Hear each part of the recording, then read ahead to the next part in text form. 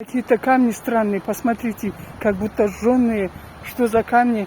Ректор хочет рассказать историю этих камней. Таусултан Албекирович, расскажите, пожалуйста, про эти камни, что знаете.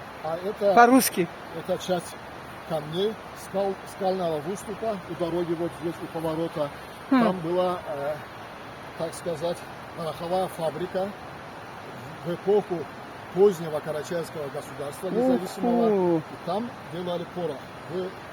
Интересные детали сохранились у нас во многих источниках, в частности в песне Хасаука.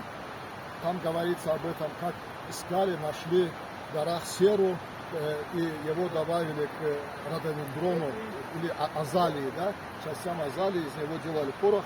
И вот эти части, видите, это... Здесь, видимо, огонь был, да? Да, здесь большие ступы были, на них кололи, потом и делали порох.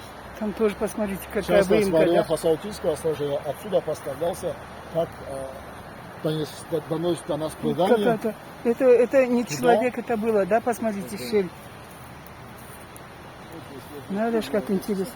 А это что? Тоже. Вот много таких этих было, и там, видите? выцеживали. Это рукотворные, видите, выемки. Да. Машаллах. Кеттикми. Спасибо вам.